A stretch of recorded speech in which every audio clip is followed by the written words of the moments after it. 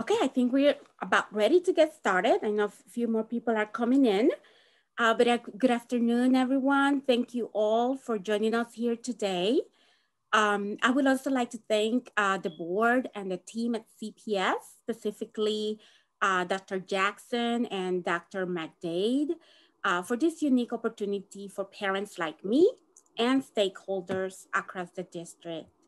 My name is Brenda Rivera. I live in the East Ukrainian Village community, and my child goes to Inter-American. In addition to being a parent and representing my child, I am also here today representing the Kids First Chicago Advisory Board and close to 200 parents from multiple communities all across the city. I know we've been doing Zoom for like about a year now, but before we get started, I have a few housekeeping notes. First, please make sure that your Zoom name is correct. If it's not, you can go to the upper right-hand corner of the box with your picture and you will see 3 dots. Click those dots and click rename to change your name. Second, this meeting will be offered in both English and Spanish. So choose your preference by clicking on the interpretation globe on the bottom of your screen and select your language. If you do prefer Spanish, please put it in the chat. Put in the chat that the Spanish is your preferred language for the breakout room so that we can put you in the correct breakout rooms. Okay, and third, we have a very large group here today. So we have created multiple ways to engage and participate today. So in addition of the breakout rooms and the whole group discussions, feel free to put your comments in the chat. We also encourage you to email us your comment, video, voice messages to sqrp@cps.edu. That link will also be in the chat. At the end of our time here today, there will be a survey. That's another way you can give us feedback. And also we'll be using idea boards today. It's a very simple way of putting a comment. All you have to do is click on that plus sign that you see and it will add a sticky note. You can type in your comment or your idea. And then if you see somebody else's comment that you like, you can press at the bottom left plus sign.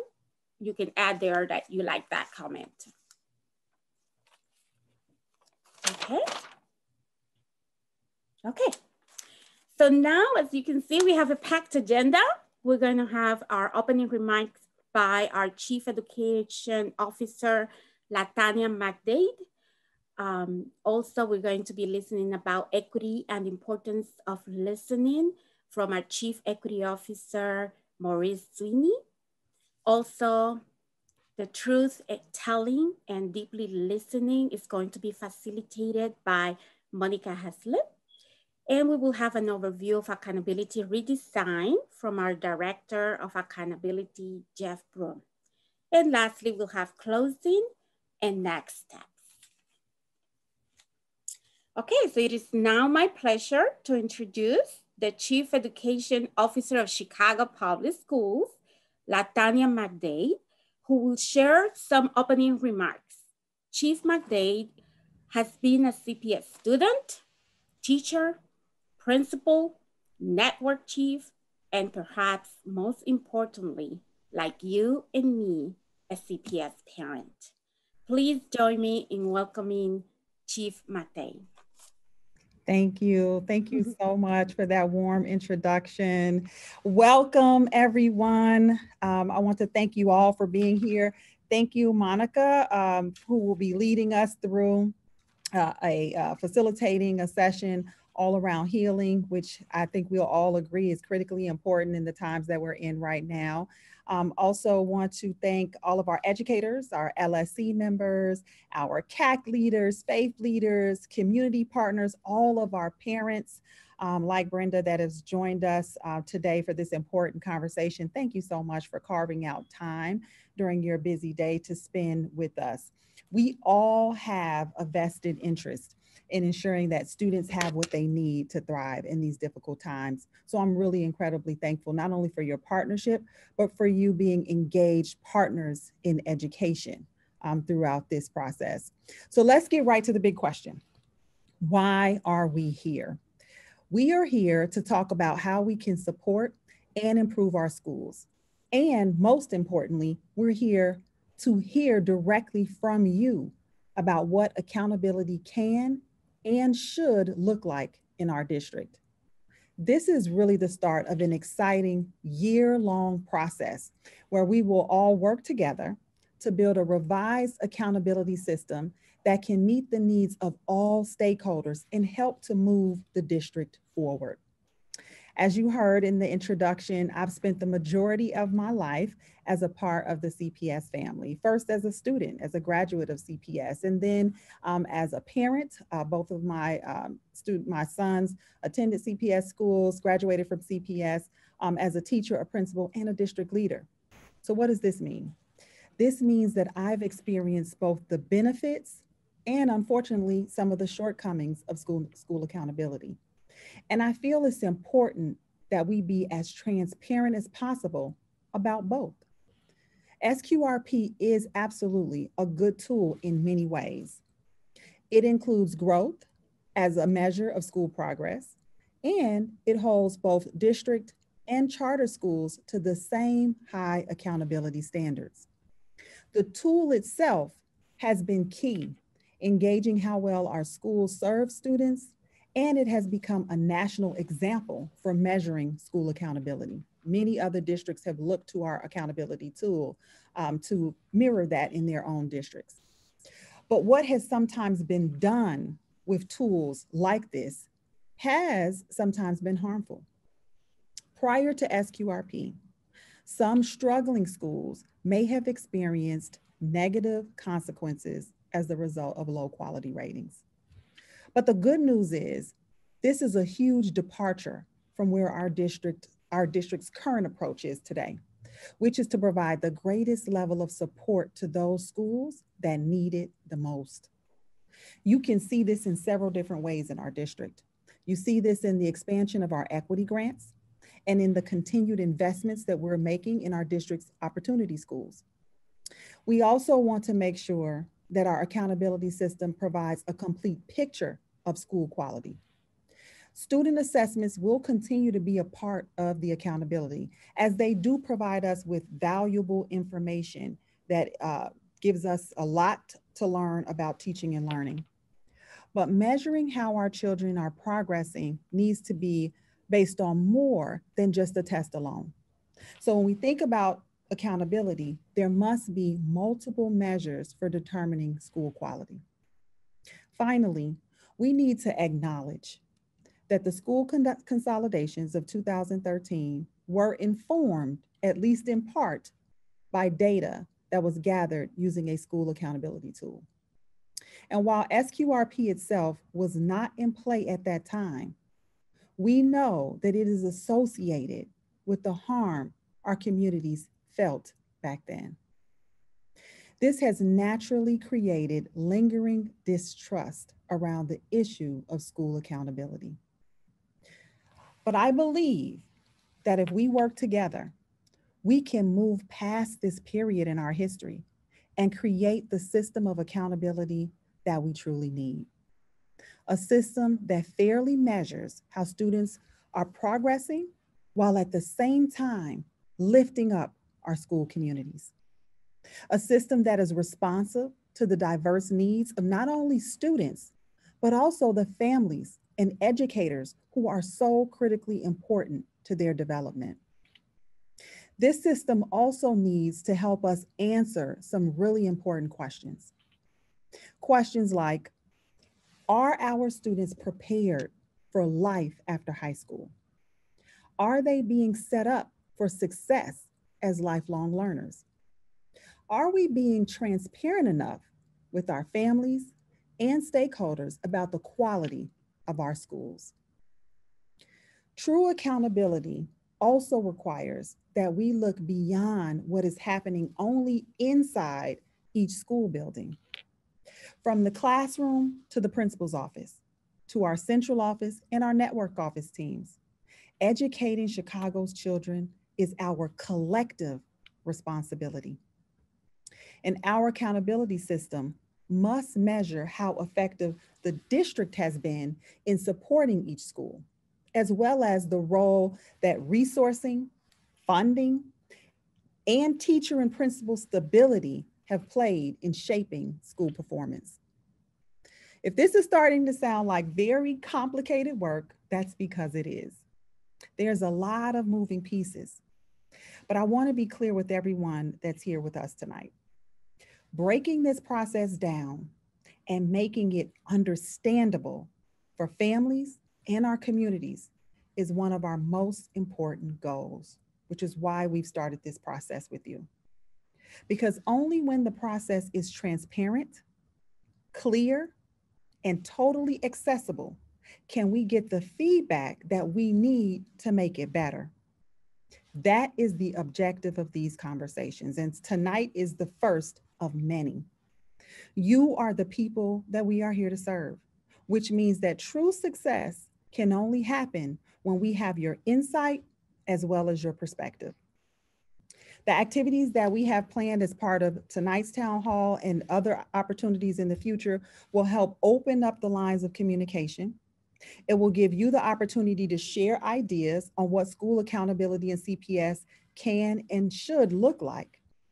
And I want to thank each and every one of you for taking the time to work with us, to share your insight, to share your feedback. And I hope that you will find today's experience to be as informative and rewarding as I know that we will. Most importantly, let's chart the path forward, working together to create the kind of accountability system that ensures not only quality schools from an academic standpoint, but also ensures that our schools are safe and supportive and nurturing environments for every single student to realize the vision in CPS. So thank you so much for sharing your time, and I look forward to spending time with you and hearing directly from you this evening. And now I will turn it over to none other than Dr. Maurice Sweeney, and he is going to share with us a little bit of framing around the accountability redesign. Maurice, take it away. Hi, thank you, Chief McDade. Good to see you. Hello, Chicago family. Let me tell you, first off, I'm excited that it's bright outside and that time is changing next week. I'm one of those people, I like long days, so knowing that it's going to get dark at 7 o'clock gives me an opportunity to be a little bit more outside, get your vaccines, wear your mask, but take advantage of the sunlight. And I must say that I'm thankful and grateful to share space with you tonight. That this is a bright moment of sunlight for us as we think about what might school look like and what might accountability look like, and how do we think future forward around transformational practices and design that's going to really impact our school and our system. So I'm excited about engaging in SQRP conversations. We know that it's a lot about truth telling, storytelling. And I'll be honest, the first time, I was one of the folks who was really hoping that this would be all around the city. But what we do get doing this virtually is that we get to talk across difference, talk across race, talk across where we live at in the city. So it's a great moment for us to champion all of this work. You can see in the images, I won't spend a lot of time. We heard from you in our previous sessions, you wanted more time to talk. And just know that we are all about equity work. And a part of that is being in spaces with people listening to their experiences. So you can see the differences in the images, equity versus equality, like what would it mean to have an equitable policy? And how do we think, to Chief McDade's point about resources and all these other components that really create a true sense of belonging for young people in schools. Next slide. Essentially what you need to, one more click. Essentially what you need to know is, see that blue space where it says inclusive partnerships? We believe that in order to do this work well, we have to have 3 important stakeholder groups at the table, and that's why you're here. those responsible for implementation, those with institutional memory, meaning yet you've been around this work a long time, and those most impacted by the experiences of SQRP. So we hope that by bringing all of us together in this space, we can have some real honest conversations. And so we want to spend some time listening, learning, and understanding. And throughout this process, this year-long journey, we want to move from listening and informing all the way through like to collaborating. What does it mean for us to create an accountability system that really supports and advances the work that's happening for our young people in schools? So with that, that's my long story short, and I could take up a lot of time, but I think we have one of our great master healers with us who is really helping us to center our minds and our hearts around what's really important, around some human-centered values. And so we ask that you stay with us in this journey. And with that, I will turn it over to our healer, Monica Haslett. Thank you for joining us and really guiding us in this work. Thank you, Dr. Sweeney.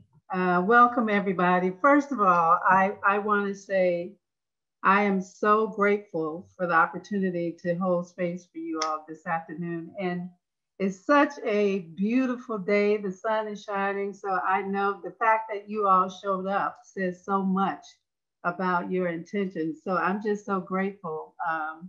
I have been working on behalf of children for about 27 years. I'm the founder of Little Black Pearl here in Chicago. And I've had a beautiful relationship with CPS that has been filled with peaks and valleys, you know. So I think what's really wonderful is that we keep coming back to the table, and that's what's most important.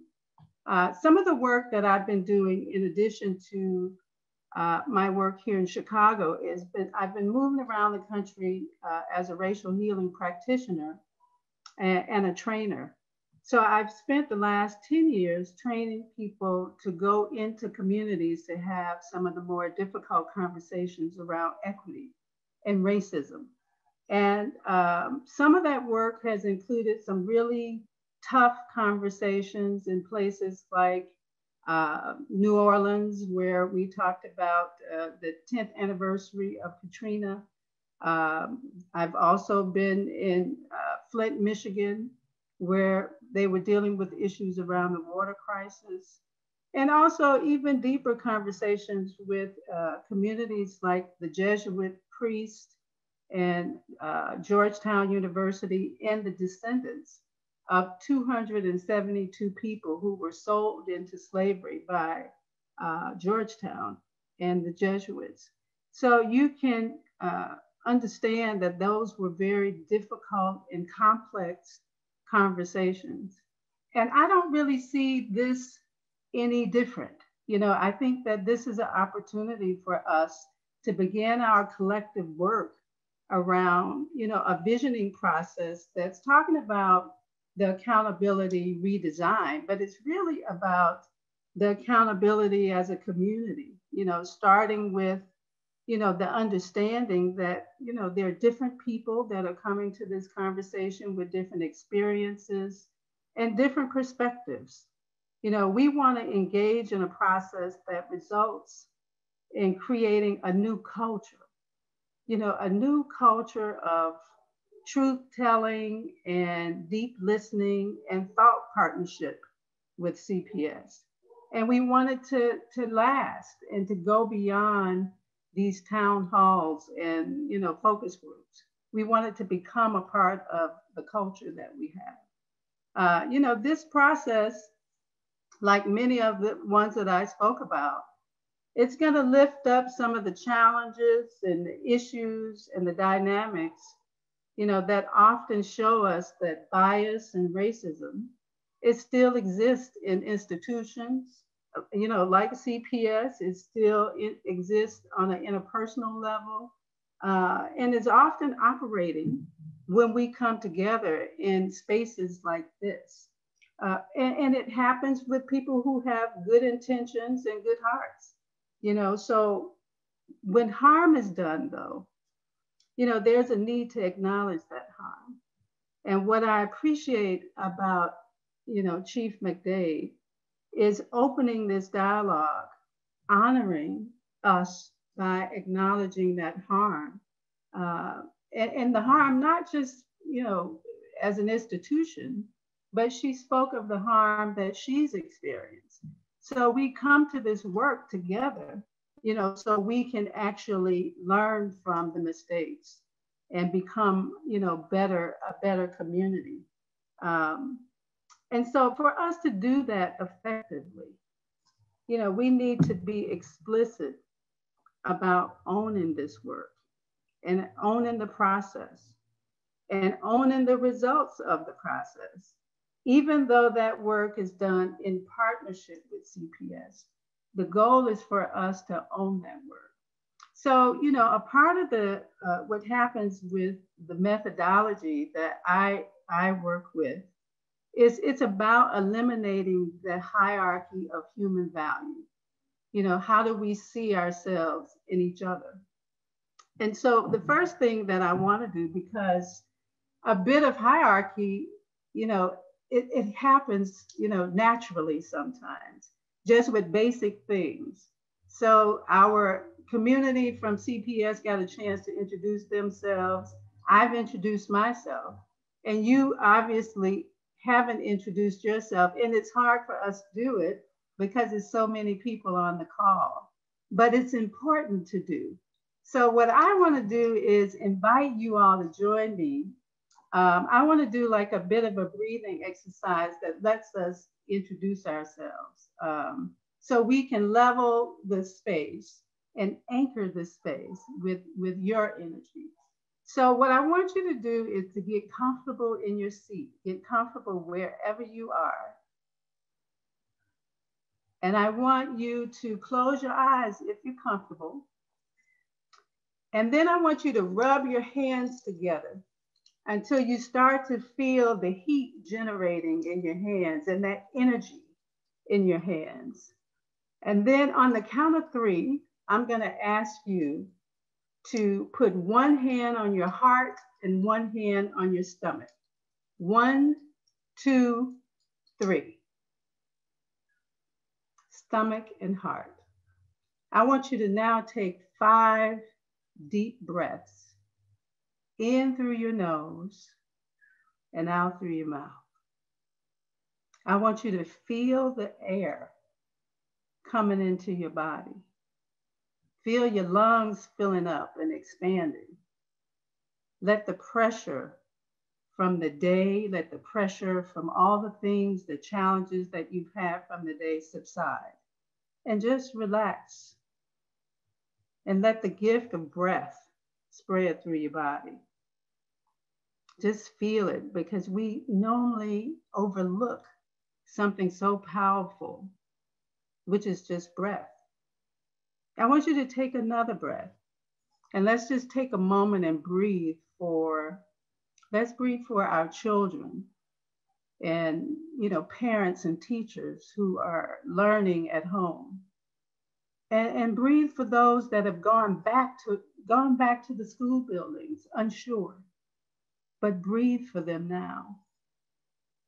You know, take a moment and breathe for each other, you know, as we share this space and time together.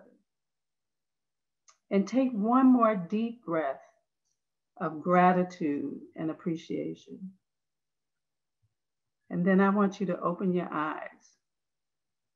And on the count of 3, in honor of the beautiful ancestors whose wisdom, you know, guide us every day.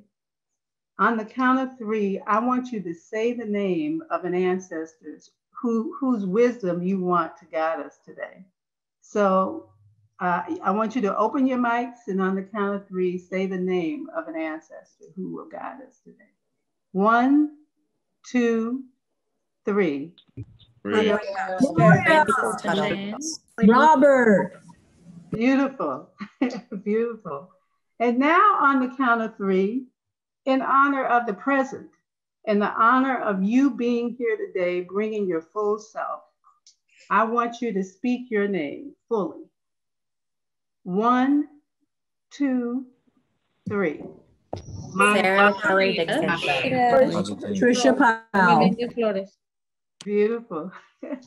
And now, in honor of our future, which is why we're here, I want you to speak the name of a child or a young person whose beautiful energy and spirit you want to bring into this conversation too, or who you just want to honor today. So on the count of three, speak the name of a child. 1, 2, 3. Edison Vega Rivera. Beautiful.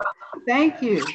So that is really a beautiful way to anchor this space together, you know, and as we move forward, we will honor one another by knowing that we're holding space for each other.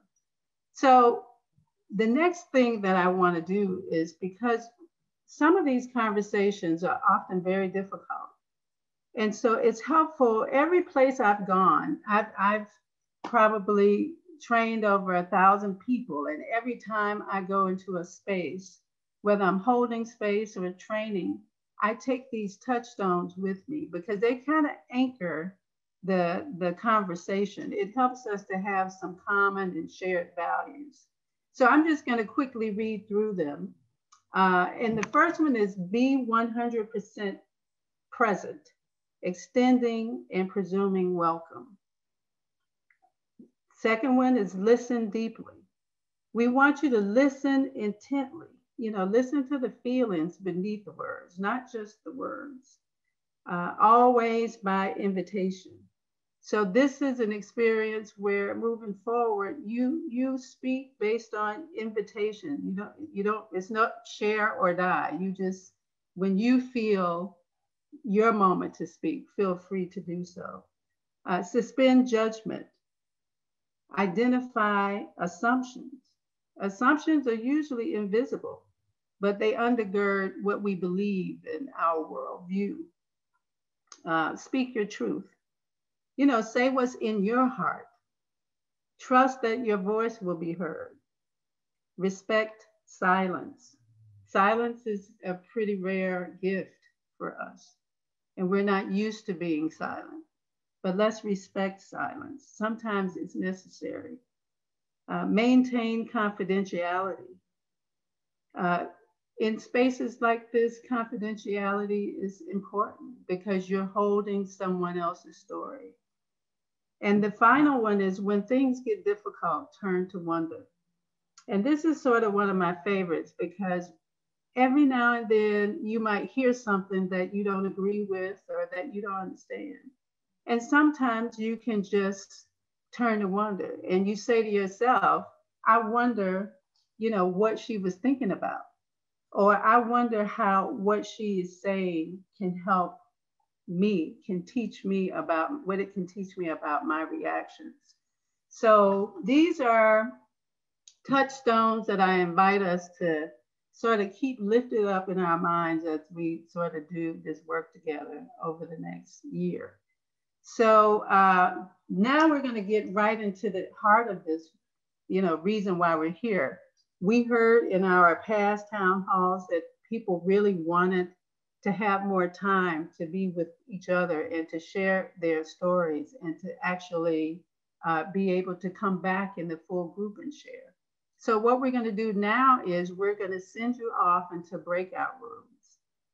And, you know, I want you to really be thoughtful and mindful about, you know, listening, speaking your truth, finding your own truth, and then also listening deeply. So it'll be 3 of you together.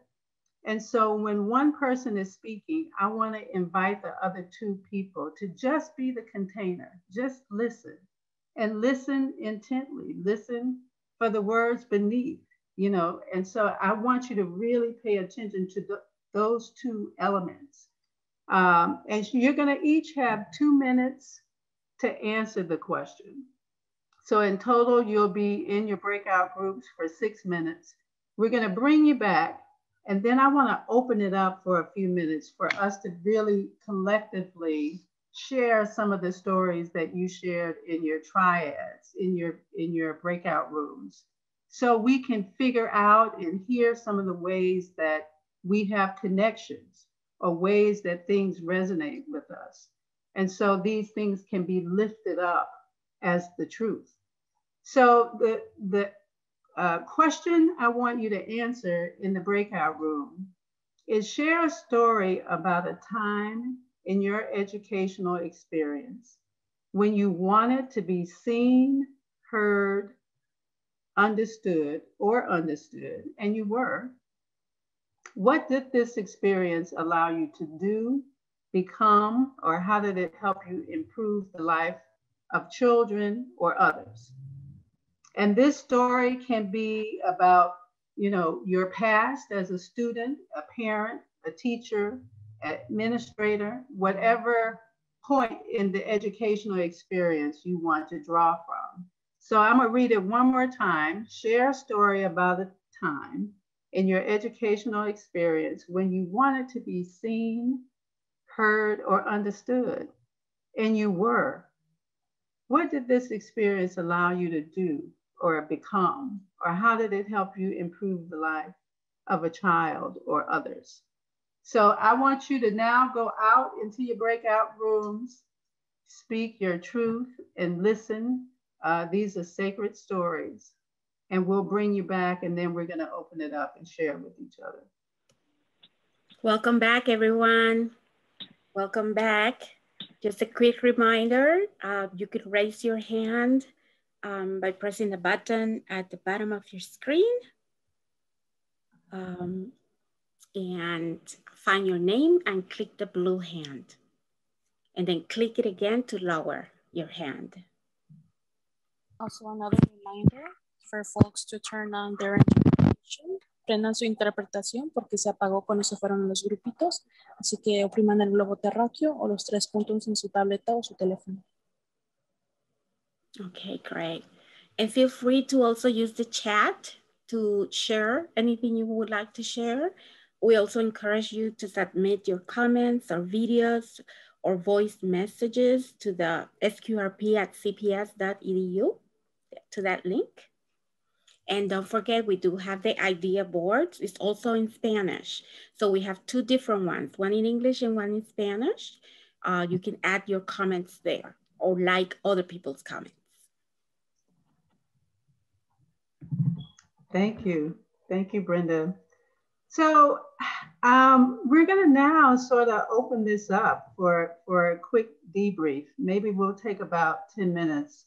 And I'd love to invite you all to share some of the stories you share with each other in your breakout rooms with a large group, so we can really see how we connect and ways that things resonate with us.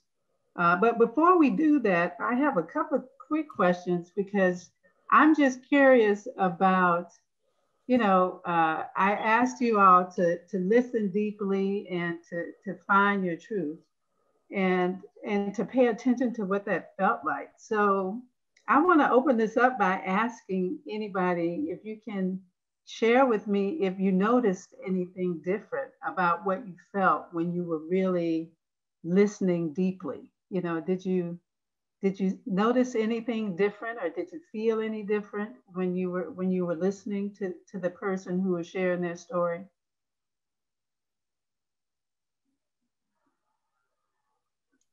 My thoughts were clear. You know, my mind was clear. I wasn't thinking about when is this over or what I'm going to eat later. I was actually paying attention to the person, which is a good thing. And I'm going to practice that much more. Beautiful. Thank you. And I raised that because it's amazing what we can share with each other in 2 minutes, right? 2 minutes, you know, is not a long time, but it can be a long time when a person is really being listened to for 2 minutes. And so what did it feel like to speak your truth? So you were asked to find a story in a quick period of time, and you had to find your truth. What did that feel like?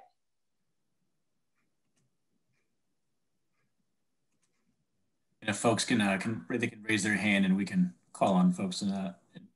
Yeah, for me, this is Silas from the 530 Scholars.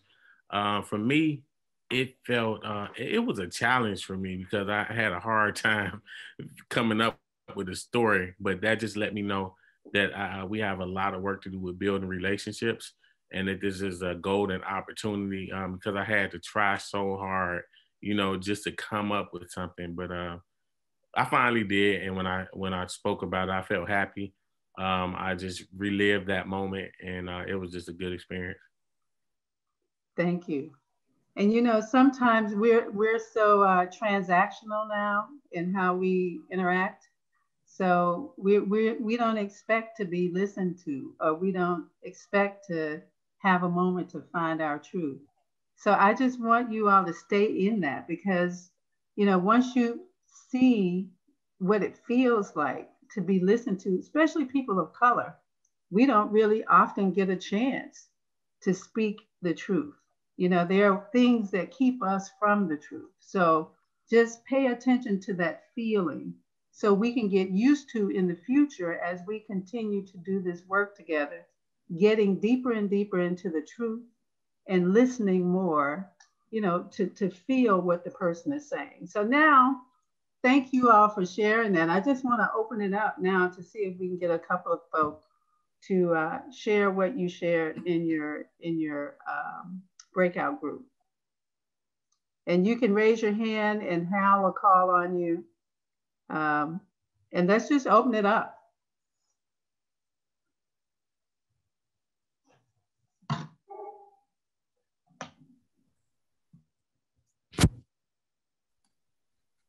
I see we've got Silas and Rhoda Green. I'll share. I was in a group with a lady, and she shared her experience, which really, it really was great to me. Miss Schulter, she was talking about how a 9-year-old wrote a book, and she wanted to like really push that book because she remembered how it felt when she was a kid, and she had a passion and she didn't get opportunities and so forth. She wanted to make sure that the little girl had like a lot of resources and so forth. And it's been successful. The young lady has been interviewed on TBS and so forth. But Ms. Schulter is from a different racial background, different generation. But that is the same reason I started my organization, because I felt the same way about my opportunities when I was young. So I wanted young people to get an opportunity to get academic opportunities. And I didn't get a chance to share with her, but I felt like we bonded because I was like, that is the same passion that I have. It was like, we were like kindred spirits, different angles from different lives, different walks, but we had the same passion. And I could tell just the way she was communicating that she enjoyed it like I enjoy what I do. I mean, so it was a great moment, and I'm glad I was in the group with her. Yeah, thank you. We have Pat Powell. Hello, everyone. I realize that as a parent of CPS and now taking on a role as a LSC member, and when I think about my journey educationally and the role that I have in a community and sharing my story of the importance of creating empowerment groups, especially for our children of color. My specialty as a counselor and therapist is focusing and working with young adults and teenagers. And I realized that in that work and in that journey and creating a movement within movements and empowering our young adults, because during a very, very important part of their lives, especially during high school, that one area of development of belongingness gets lost. In a great many different ways. A lot of the parents, it's like, okay, you're in high school now, I did my job now, you know, go fly. And, you know, that's the most important time that they're needed by their parent, because they're developing, because they're transitioning, because they're moving from so many different stages of their lives before they go into adulting, that they're getting lost. And so they're finding each other in so many different ways. So I realized that my story was more what I really believe is as my mantra, that I can show you better than I can tell you. And I see that journey continues in the work that I do. And it's important to be more part of the solution than perpetuating the problem. Thank you, Pat. We're going to take one more, and then we'll move to the next phase. We have Sean Proctor. Hello, everyone. I was in a room with Adam Corson, and similarly to the gentleman that spoke, I felt like, man, we bonded. We had a similar experience. It was my sophomore year of high school, grew up in Florida, and I was in a theater class. It was my first time in a public school. I was raised up in a private school, and I remember my peers. I was new to the school and in a theater class, so I had all these strikes against me, right? And so they started making fun of me because I didn't understand something that they were talking about. And I remember they were running around the theater like screaming like, Sean doesn't know blah blah blah blah blah about whatever. And I was crushed, deflated. I felt like insecure, nervous, like completely like under this huge weight. And I remember my theater teacher, Lori Booth Soares, we called her Booth from Teen Wolf. I don't know if you guys remember that movie from the 80s, but all right, McDade, I see you.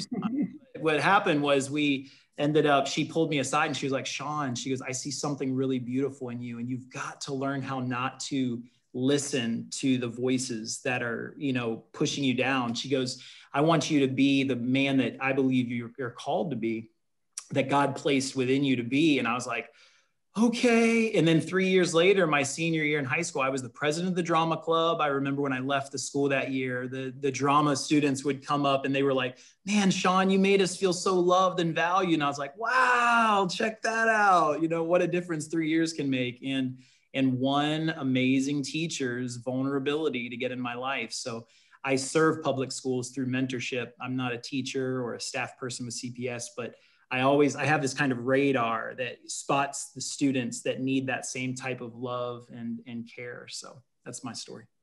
Thank you. Thank you, Sean. This is what we want. We want you to continue to go deeper and find those real truths in you. So we're going to go now to the next level. So the next level is, you'll go back into breakout groups. You'll get a little bit more time where you can share your stories with each other. And, this time I want you to really search for these answers and your truth in regards to a very specific question, which is why we're here.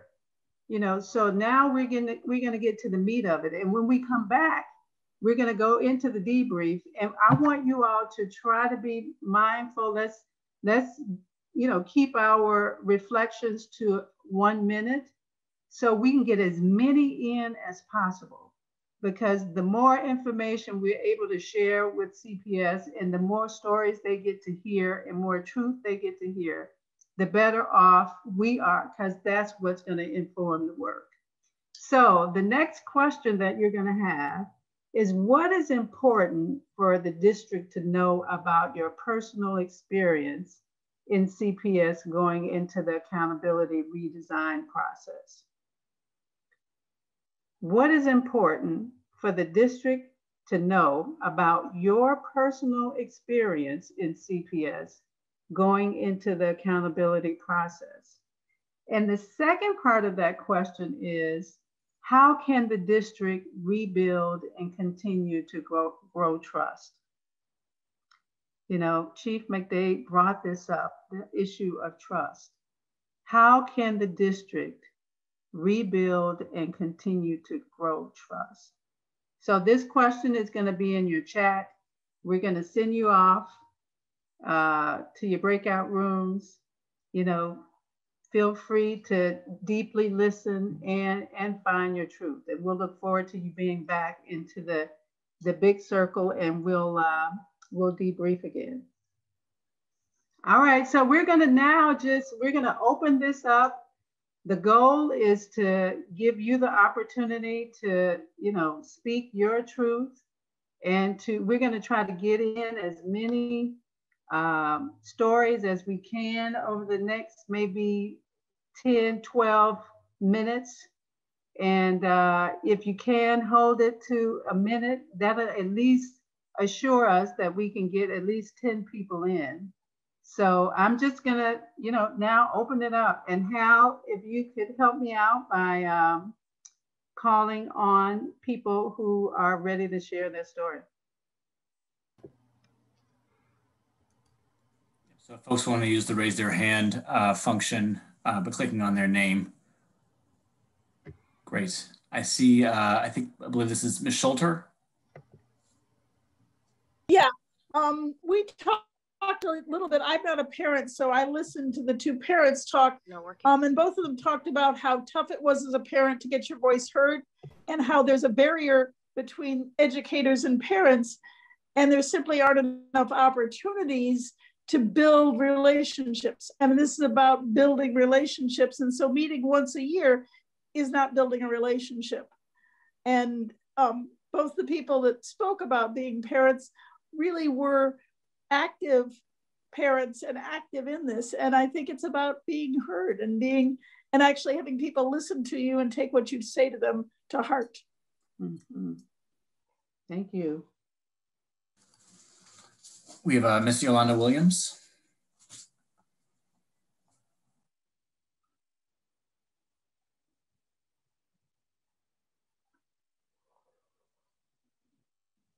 Ms. Williams, you might be on mute. We can't hear you. We'll come back to you. Okay. We have Ms. Martinez. Hey, my name is Jimena Martinez. So I was in this breakout room with this lady, and we didn't have actually an answer for the first question, but for the second one, what I listened and what she said was that she wishes that the district would take more accountable, like the students and the teachers, because they're not like doing everything they say with all of their schools, like they do it like with some, I guess. And that she wishes that CPS would pay more attention to their school, because right now they don't have a principal because that principal had to be retired, and they don't have a stable principal right now. So she said that she wishes that the CPS would like take a look at that more in depth.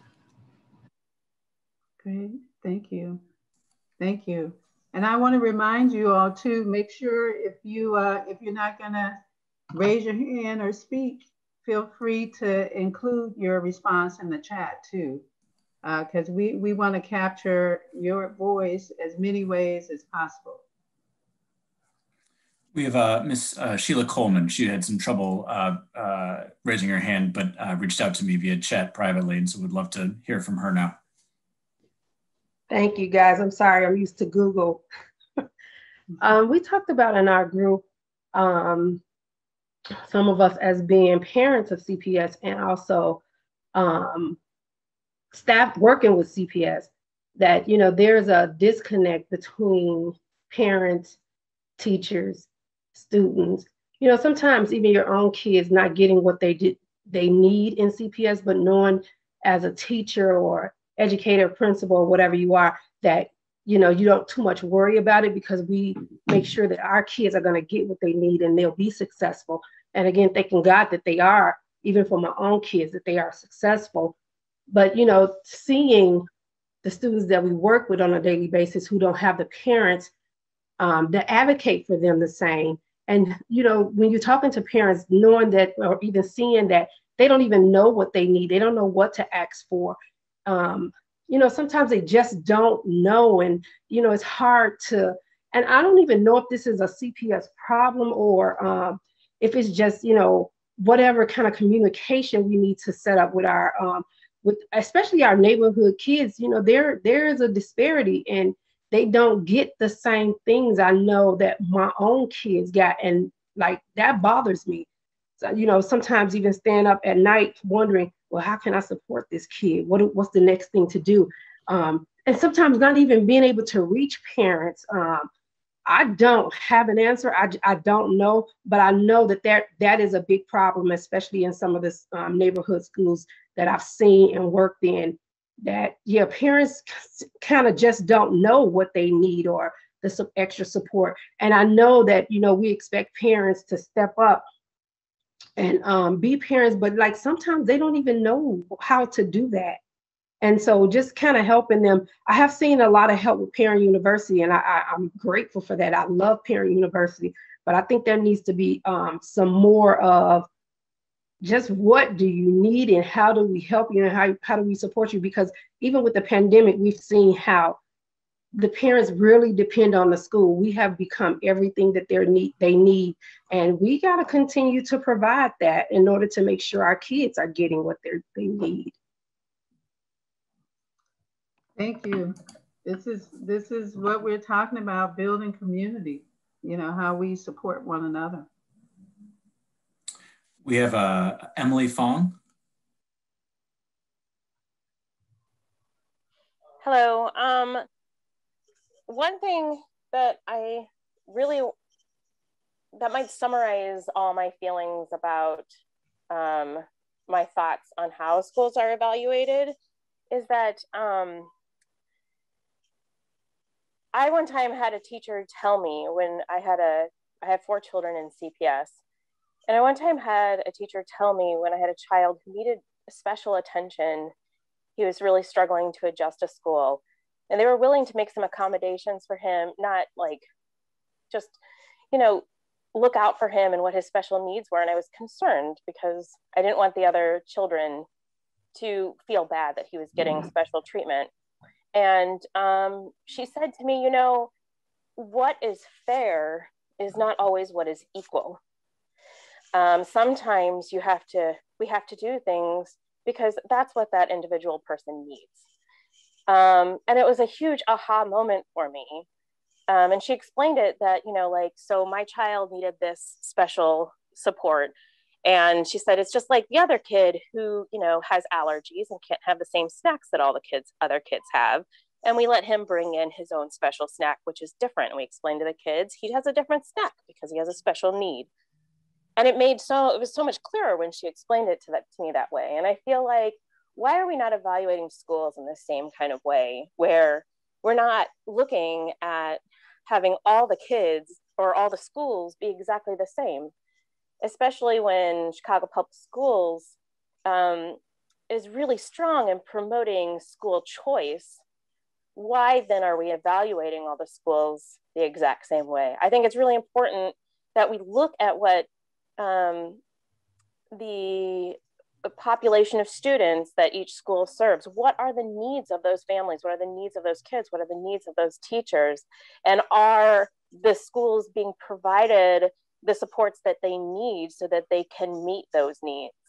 And so it would be great to see a better evaluation process that dives down deeper into the unique circumstances that for each of our communities, each of our schools, each of our neighborhoods, and the fact that a lot of our schools don't do the same thing. So my children go to a Montessori school. The evaluation system with CPS is practically meaningless for a Montessori school. So if CPS believes in having different curriculum or different approaches at different schools, then the evaluation really should reflect that. Thank you. I see the acronyms MAALE. Yes, that's me, Mary Alexander. Hi. Hi. My concern was the second question concerning building trust. And in order to build trust, we have to be able to be on the same page in reference to being honest and open with one another. And when we are told that we're going to meet or we're going to get feedback from one of our meetings that we've had with CPS, and never be a follow-up with a date with whatever the finding or the results was from that last meeting, you don't meet, then I kind of began to lose trust in what you say, you know. So building trust is a very important part of really any relationship. And that's what I really want to see, is us building a relationship of trust. Because once you trust the person, you're going to be open and honest with them. So that really is a concern of mine, as well as whatever information that's needed to be delivered to the parents. I wish that it would be given to us in a proper amount of time, that we can look it over and then give a good response, an honest response. Thank you. Thank you, Ms. Alexander. I saw that Mars Colton was actually literally raising their physical hand, and so I want to make sure that that Mars has a chance to speak. Thank you. I appreciate that.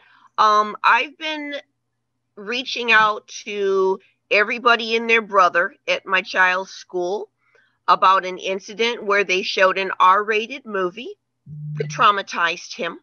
He's a high school senior on the spectrum.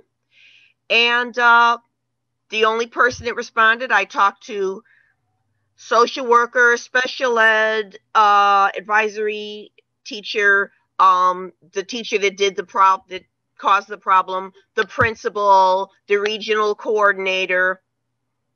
Nobody said anything. The teacher defended his choice. I'll mention his R-rated movie, Get Out, shown to a group of students during class time. R-rated.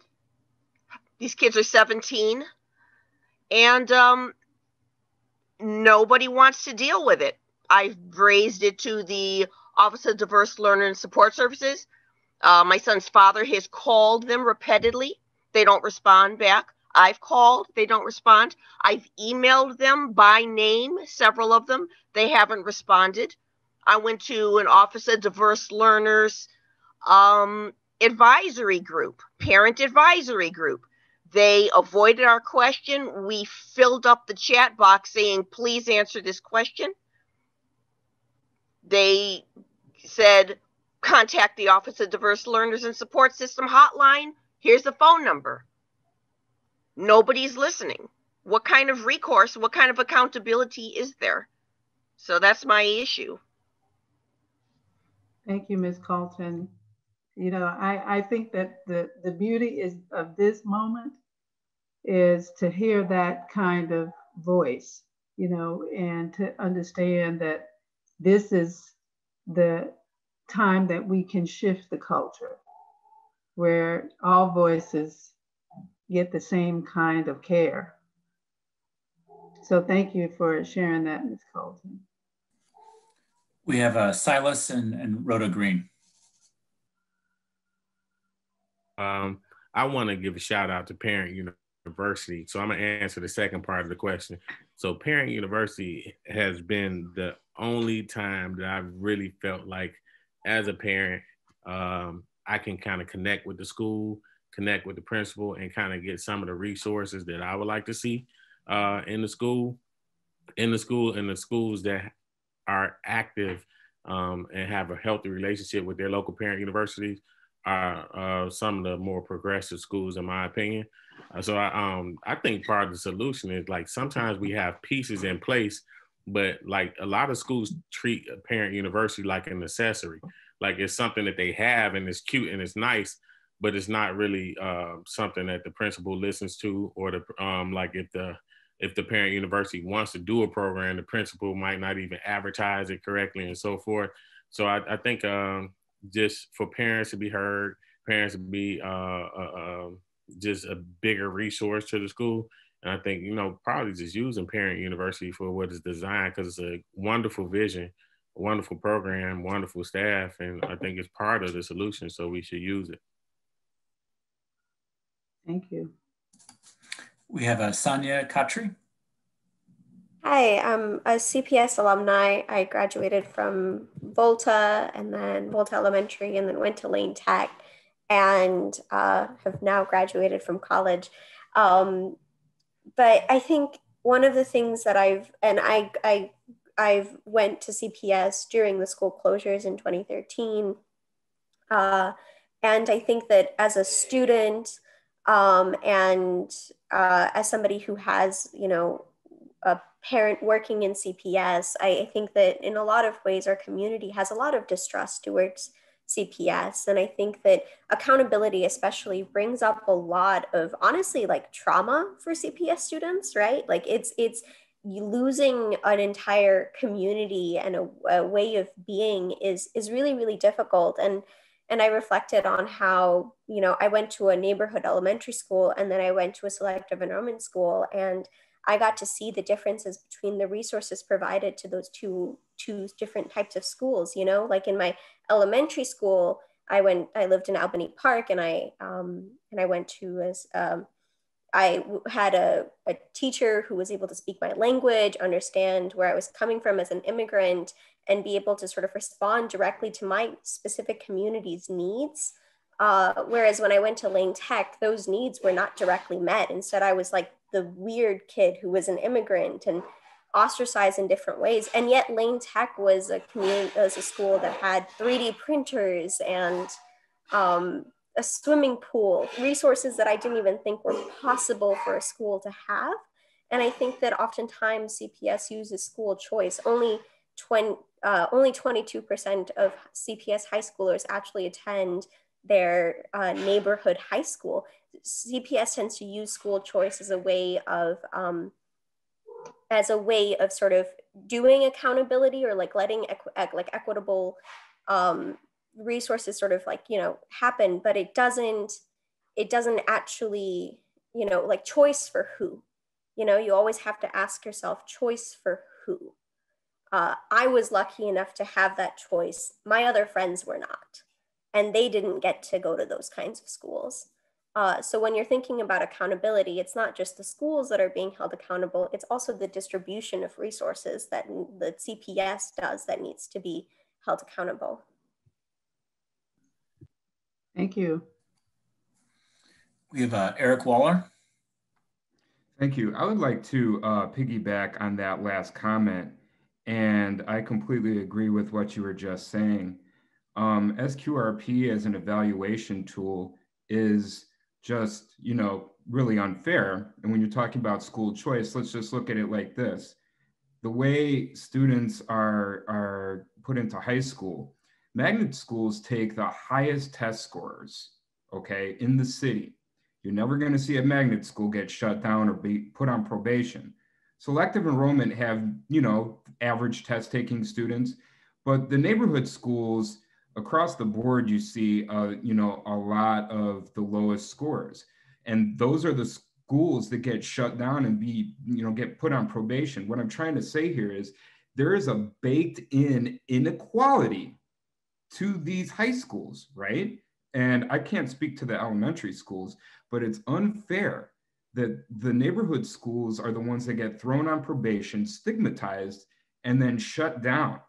Those destabilize the learning environments, you know, and the last comment is right. You know, those students are traumatized by the destabilization of their schools. If you think about it, an elementary school, 65% of its quality rating is based on a standardized test score. And as an educator, and parents know this too, students are more than just a test score.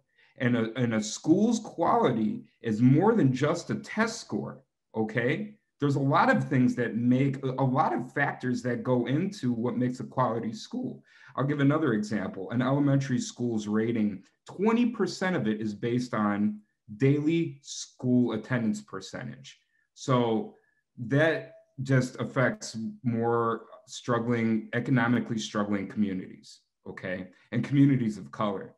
And if you look at it, who really gets put on probation and who gets their school closed? Communities of color and struggling economic communities.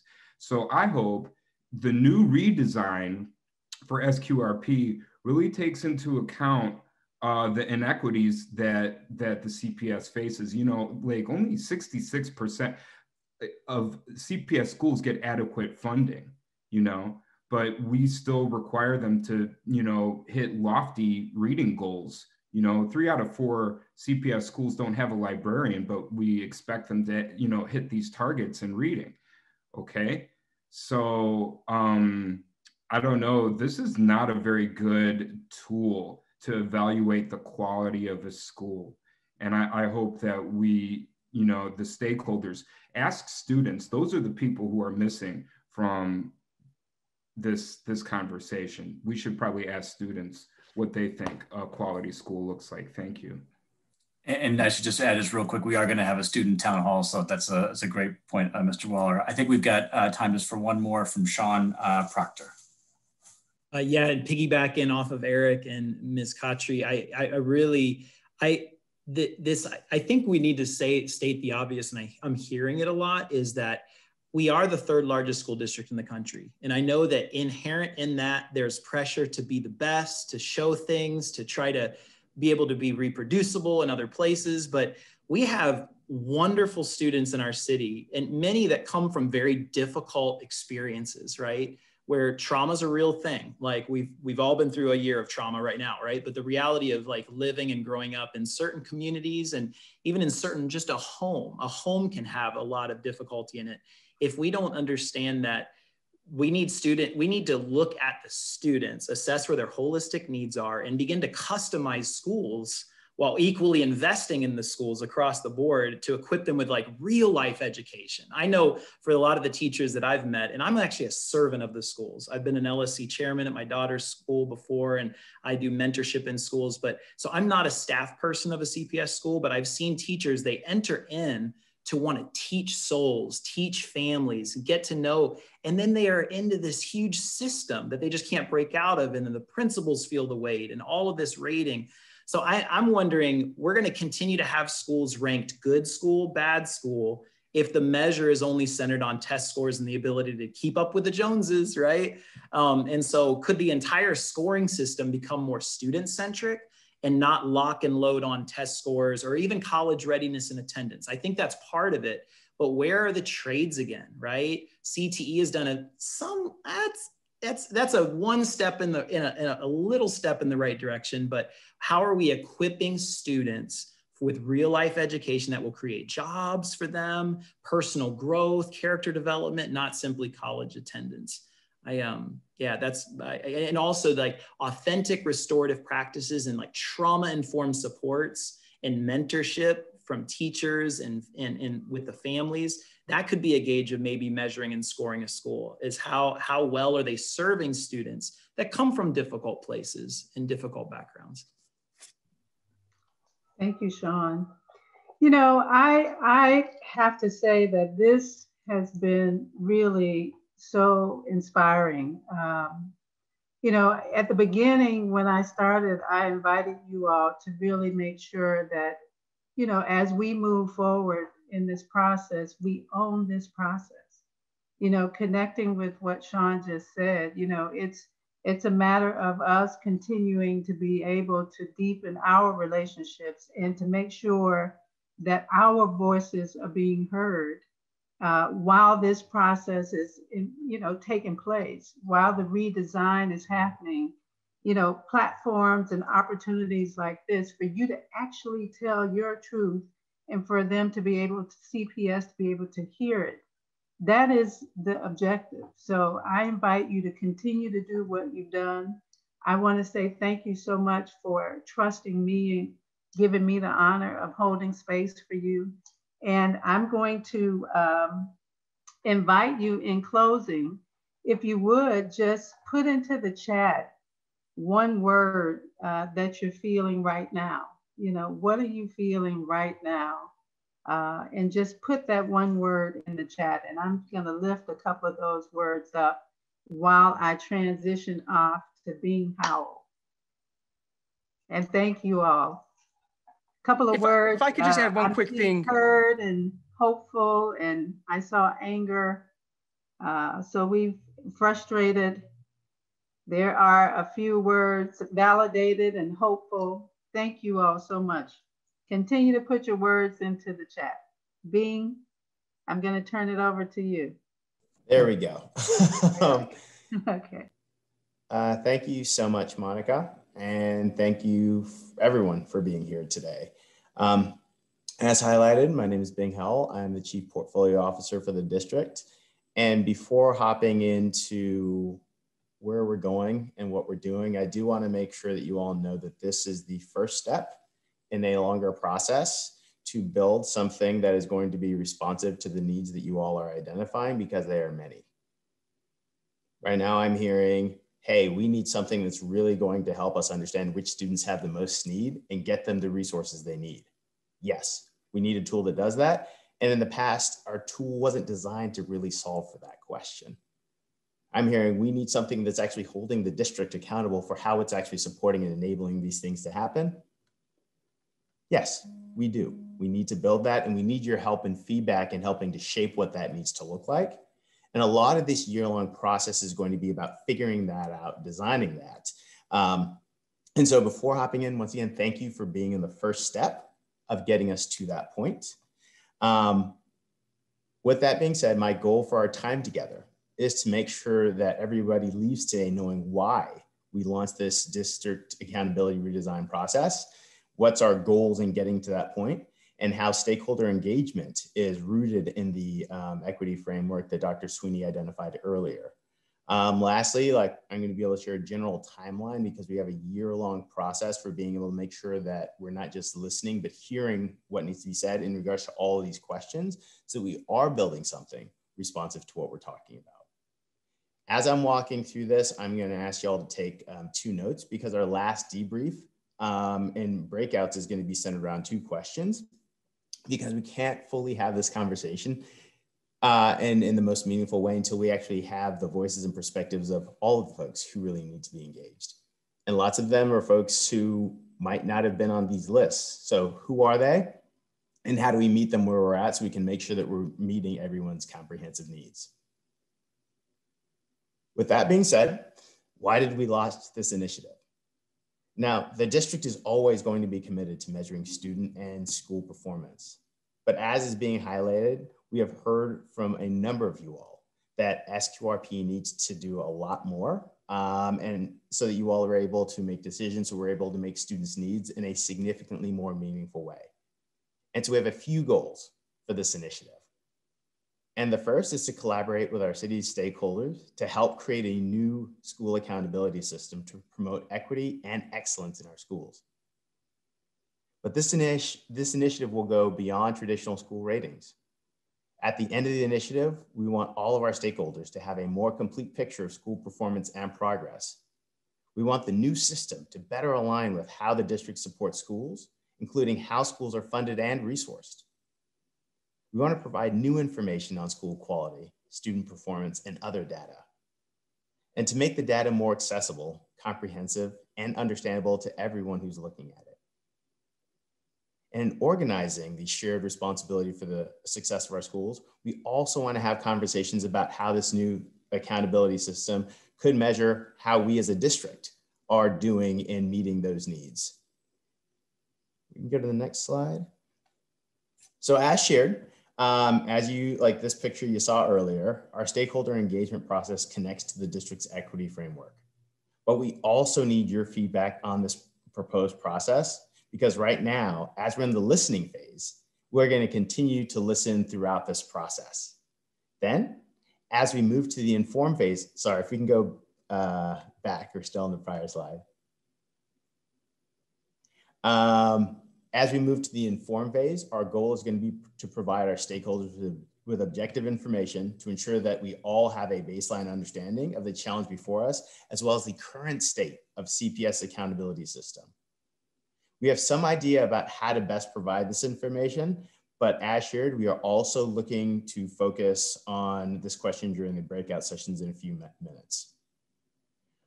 After that point, we're going to move to the consult phase. This is where we will get stakeholder feedback through meetings, focus groups, and surveys. Our priority stakeholders during this phase include 1, parents and caregivers, including parents and caregivers of diverse learners, English language learners, and other priority groups. We want to hear from students. We want to hear from principals at both the elementary, high school, and high school levels, including option schools. We want to hear from teachers at both elementaries and high school levels. We want to hear from members of local school councils, parent advisory councils, and CACs. We want to hear from community members, particularly those that are active in their local school communities. And in all of these groups, as shared, we need to engage those that normally don't hear from us, who we normally don't hear from as much, because unless we're engaging with them, we're not going to be able to fully meet their needs. So we're going to work incredibly hard to provide a wide variety of opportunities for all of these stakeholders to contribute their perspectives during this phase. And we also want to make sure that this list of stakeholders is the right one. And we're going to touch on that in our breakout sessions. Once that phase is done, we're going to move ourselves onto the involve phase, which is where we will take diverse perspectives from the consult phase and work directly with stakeholders to ensure that your aspirations are directly reflected in what we're solving for. This is how we are going to co-create this new policy together. After that, we're going to move on to the collaboration phase, where through the work with the advisory group and through the larger and small group discussions, we'll continue to present different solutions and alternatives, all grounded in the feedback that we would have heard from you all, and take your advice and recommendations and integrate those into final decisions to the maximum extent possible. This will also be an opportunity to look at other district policies, like how schools are funded, and to test ways that a new accountability could intersect with these policies. Finally, the new accountability policy is ultimately one that must be approved by the CPS school board. But the district is committed to ensuring that when you see the final policy, there will be no surprises, as the policy you see will be reflective of what stakeholders said throughout the process. By the end of the project, everyone who contributed to the project should be able to point to the final policy and say, yep, that's where I contributed, and this is how my perspective and feedback was incorporated. We commit to being completely transparent about this process at each phase of the project. We will release an interim report synthesizing the perspectives and feedback that we're hearing. That report will be available publicly, and we will present it to stakeholder groups across the city. One of the earlier comments from Ms. Alexander was more asking, when is it that the information from last week's meeting going to be available online? The reality is we're waiting until we're done with this initial batch of 5. We're going to be pulling all these together in early April is when that's going to be online, because we're not just going to be codifying stuff put in the surveys. We're also going to be codifying these discussions that we're having. And we want to make sure that we're as comprehensive with that as possible. This slide provides an overview of the timeline for both the overall policy and also the different stakeholder engagement phases. We are seeking to have the new accountability policy presented at the April 2022 board meeting, giving us a little over a year to engage on the incredibly important initiative. We go to the next slide.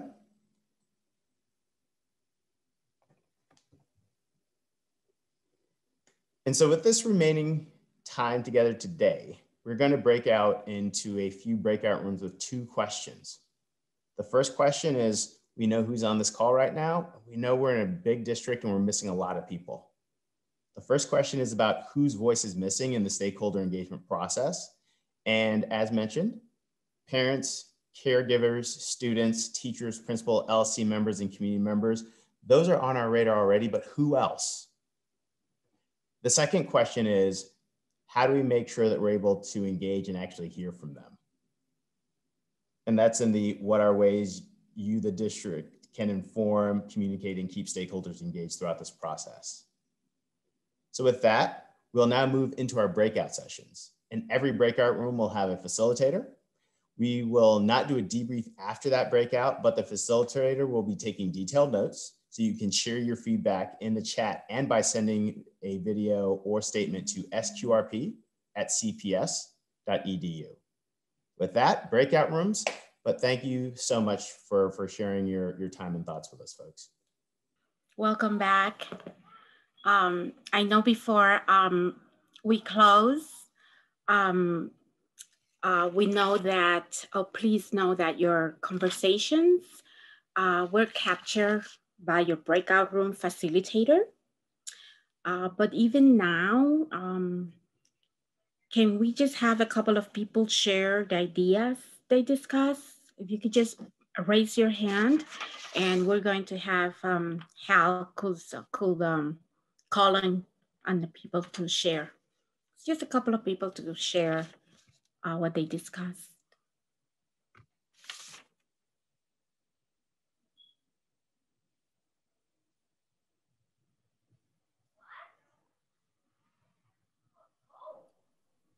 Do we have any hands up? You can also share in the chat.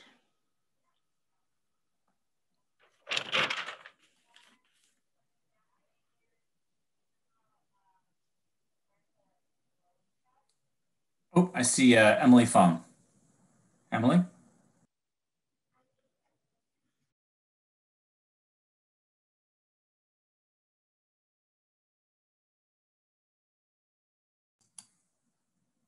I need to unmute Emily's mic.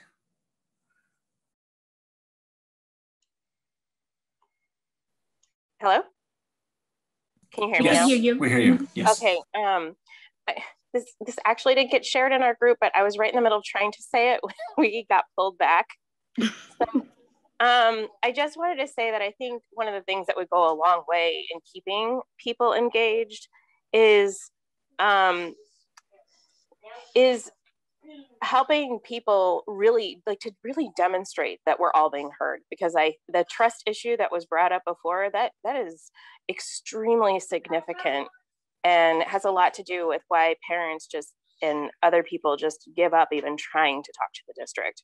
So if along the way, not only are you trying to reach out and find methods to communicate, but through that communication, demonstrate that you're actually hearing and implementing ideas brought up by these different stakeholders, I'll bet you then more people will get more and more engaged along the way. But if everything that's been said in these initial groups is not really taken to heart and implemented and in a meaningful and obvious way, then I think it's gonna be difficult to get more engagement as you move forward. Thank you for sharing that. I agree. I completely agree. Do we have anybody else that wants to share? So we have Yolanda Hammond. Yolanda? Yes, I just wanted to kind of reiterate the last spokesperson. Yeah, I'm just sort of tired of attending meetings like this, and we're just talking. There are good ideas, but then there's no implementation. That is just so frustrating. That as a teacher, I have lost trust. I've been an assistant for a long time, and it's not what I thought it would be when I wanted to be a teacher ever since I was 7. It's just too political, and it's really not about students, in my opinion. And I thought we were here for that. So I hope that this does, actually bring forth some kind of change, and our time is not being wasted.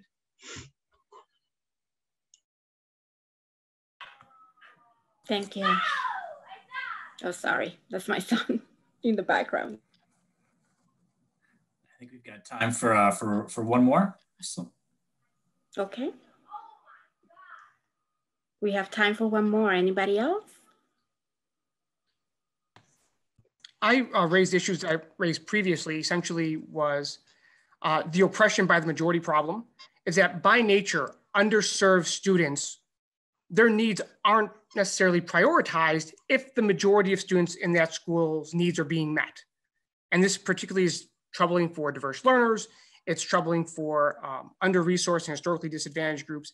And we see it sometimes when you take all these metrics and you look at 20 different things, if you're passing, say, or doing an adequate job on the majority of them, and you're doing poorly in just 2 of them, you still get good marks. And I think we need to go away from that type of model where, not to be, belittling to it, but like if someone abuses their child 1 day a week, we don't say, oh, you did a great job. You're a B+ parent because 6 days of the week you're doing what you're supposed to. And we shouldn't let schools essentially escape accountability because on the majority of their domains are meeting the needs that they should, right? We should focus on needs that matter. The other thing is to look at is having metrics that actually are validated. And the one I pointed to was looking at safety in schools, right? We all care about safety. We all want our children to go to a safe school. And I don't think parents say, oh, I knowingly send my kid to a school that's unsafe. But when you look at what measures of safety are there, if you look at the number of police involved in the school, if you look at what they're coming in for, right? And I sent my board my report on this before, you see some of those schools have lower ratings on safety, and understandably so. But you also have schools that have low ratings on safety, but are doing everything they should, right? They have restorative justice practices. They have ways of de-escalating situations. They don't have reports of police involvement. They don't have reports on weapons or drugs or other behavioral concerns in school, yet they have low ratings because they have the sin of being located in an under-resourced area. And they're being penalized, not because of what happens within the school, but what happens in the few blocks that that child walks to. And I think having a metric like that is problematic on two parts. One, it disadvantages already under-resourced schools. Two, it points out a problem where there's no solution, right? Are you suddenly going to now have jobs in the South and West Side? Are you suddenly going to have more equity in those neighborhoods? No. So we're penalizing schools just because of where they're located. And I think it's important that we have good validated measures that have meaningful outcomes that we can act on. And I like the idea of having, testing. I know that there's a movement away from high stakes testing, and understandably so. But if we don't determine, if I don't test you for heart disease, that doesn't mean you don't have it. And I like the idea of using growth rather than attainment, because growth says, I don't necessarily care where you start with. I want to know where you end. And if I have 80% of the kids in a school that are underperforming or a year behind, and by the time they graduate, more than 80% are at level or above, I think that school did a great job, right? Now, conversely, we have schools that Dr. Alvarez, this is terrific. I really appreciate it. I just want to make sure that we just need to close out the meeting in about 2 minutes. So if you just want to finish just that last point, sorry. I'll send these to the board again. Thank you so much. Perfect. Thank you, Dr. Alvarez. Thank you, Dr. Alvarez, and thank you everyone for being with us today. We are asking, in the chat is going to be a link. We're asking everyone to please take a few minutes to fill out the exit survey. Also, we are asking that tell other parents, tell other community members, tell students, they're all stakeholders you think that need to be present in these conversations. We are still going to have more meetings coming up, more town halls. There will be one in March 10 at 1 o'clock. And we have added a completely in Spanish town hall for those Spanish speakers. That will be March 16 from 3 to 5.